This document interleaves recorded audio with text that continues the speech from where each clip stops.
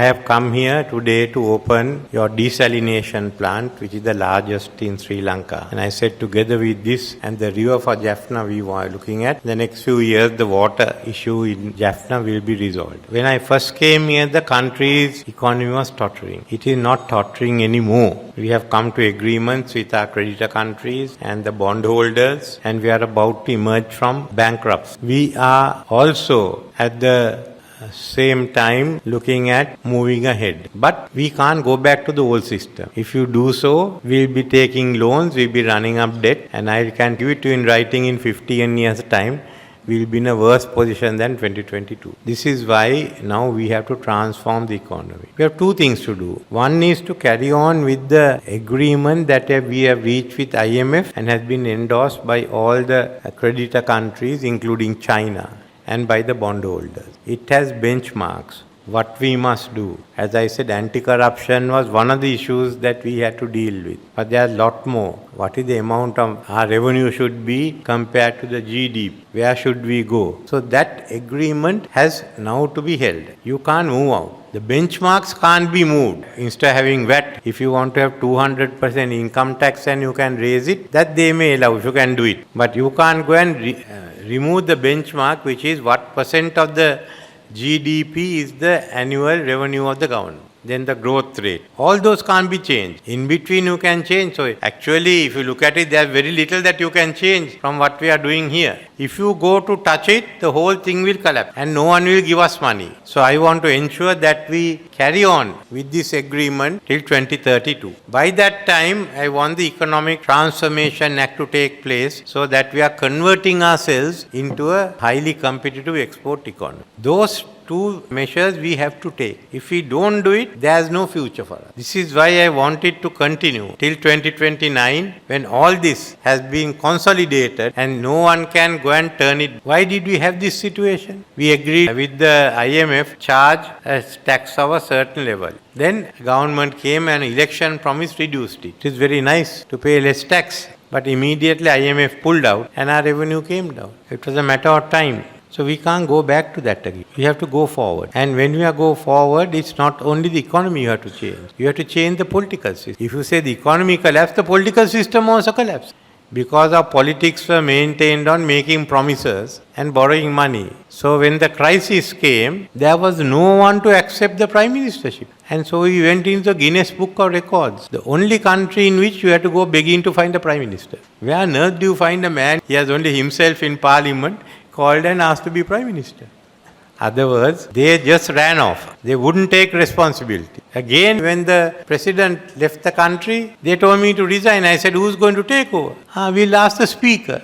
Speaker said, no, I am not going to take over. I can run the parliament, I can't run the country. So if you keep running away, what can you do? But it is the collapse of a system, as you see some of them saying. They thought this is the way you have to take money. If you can't take money, borrow money, everything is gone. I had different. We have to put this into order. So I felt, no, it's not the economy that has collapsed, but the political system. The economy, at least, we have come to a certain stage. We are still playing the old game. Do you want that? Or are we going to keep playing the same old game? So when I thought I'll come as an independent to show that we have to rethink our political system.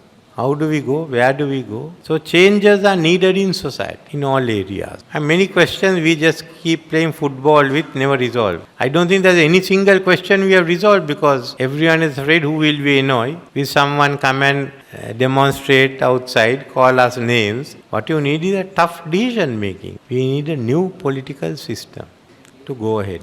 We can't go. It's not a question of the constitution. It's not a question of whether the president is there or prime minister is there. It's a question that people here couldn't take leadership and they lack the guts. So what are we going to do? It's the same old game we hear today, no? Has there been a change? So are we going to allow that? It's your future, your children's future. And when I said 2048, they said, what I talk your 2048? I said, because those who are 20 now won't even be 50 by then. It's not a question of thinking of the next day, offering free shoes or saying that with Parantan chemicals we can run the economy. You can't anyway, but get down to the bottom of it. And then we can't be afford to have unnecessary conflicts in this country. Therefore, this whole issue of the Tamils and the Sinhalese and all have to be resolved. You can't go back on it. The country, majority are Sinhalese. As a majority, we accept. Everyone accepts it, even the Tamils and the Muslims. Majority religion is Buddhist. Yes. As the majority, you have the first place there. But it doesn't mean that others have to be put down. Everyone else has to be equal. Not only between ethnic groups and religious groups, but also between men and women. If you look at the group that has got the worst of it, no, not you all, the women. They don't even, being half the country, they don't even have representation in parliament. That's the situation you have. So we have to put this out and we have to go ahead. Let's have Sinhala and Tamil both. I tell some of my Sinhala friends, learn Tamil. Why? Because Tamil Nadu will have a $1 trillion economy. So outside Tamil Nadu, the only people who can speak Tamil and work are Sri Lankans. Even the guys in Uttar Pradesh or Bihar can't do it. So this is the time to go and earn some money there, which is the easiest. So in that, one of the major issues we have is to do away with the discrimination, which we are taking steps. Other is also to develop all areas. When I became a minister, I think next to Colombo, Jaffna and Galle and Kandy were the three big cities. Now if I can say, Galle and Kandy are there, but not Jaffna. The war is over. We have to develop. We have to go ahead. The other day I met with the former provincial councillors of the SLP. They say give all the power to the provincial council. Then we are the ones at the grassroots. We should do the development. I also agree with them. I think there is far more power that we can give the provincial council, and I want to give it. There is some work they are good at doing, like poverty alleviation, agriculture modernization. Others we are good at doing, like the Bingiria zone or Hambantota Harbour or Trincomalee Harbour linkage. That's what we can do. So education, or give it to the provincials. You look at the schools. You can't do it otherwise. From Colombo, you can't run all these schools. In fact, from Jaffna to run a school near Vaunia is difficult.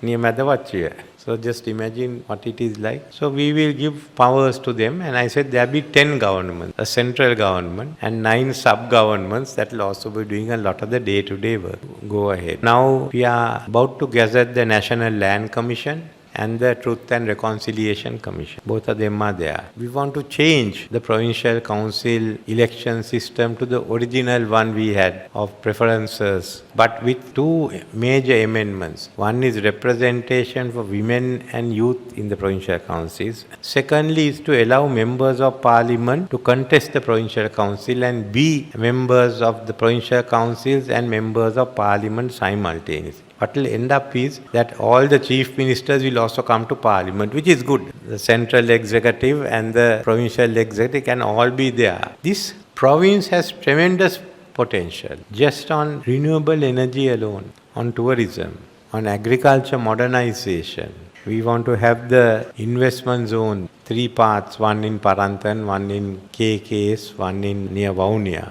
And with the Trincomalee Harbour being developed and land connectivity, just imagine how you will develop. Your potential for renewable energy runs into gigawatts, I think, not even megawatts. So these we have to exploit, which you all can do. Because I think Jaffna needs it, the northern province needs it. We have suffered too long and your potential is great. So this is what we have to look at and to go ahead and to do a transformation. But I think, in my view, the country needs a change. We can't be hiding behind the same old system and doing nothing. It's very convenient. But the system has to change. You all are doctors, you all are lawyers, you know the potential. And Jaffna was one area that led the way most of the time. I think you've got to come up and take that civic leadership and to go ahead. This country has to go ahead as a new Sri Lanka. We all decided we'll wait here, whether we are Sinhalese, Tamils, Muslims or anyone. We are not going out because COVID collapsed. We are not going to another place. Whatever the difficulties, problems we say, we are going to stay here. You all have faced problems, you have decided to stay here. My house was burned down, I also decided to stay here. So let's make a go of it and let's make a success of it and ensure all are treated equally and you all will be responsible for the development of your own area. Think anew, don't think in the old way. Thank you.